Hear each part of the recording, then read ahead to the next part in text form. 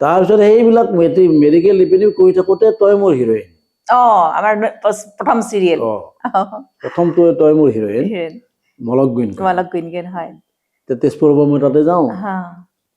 বিশ্বনাথ চাৰিআলিত তেতিয়া মই চাকৰি কৰি আছো কিন্তু এই ঔষধ বেছি আছো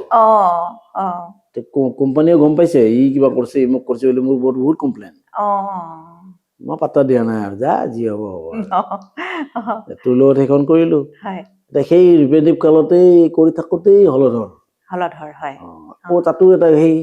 হলধৰটো তাতেই হৈছিলে হলধৰ হৈছিলে নগাঁৱত তেনেকৈ বহুত নাটক কৰি দিলোঁ তাৰপিছত দীপক দাই মোক আৰু মৃদুলক লৈও নাটক লিখা আৰম্ভ কৰিলে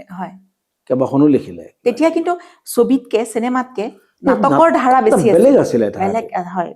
এতিয়া সেই ট্ৰেণ্ডটো নাই নাটক হয় কিন্তু বহুত মানে কম নাটক হৈ আছে তেজপুৰতো হৈ আছে নগাঁৱতো হৈ আছে যোৰহাটতো হৈ আছে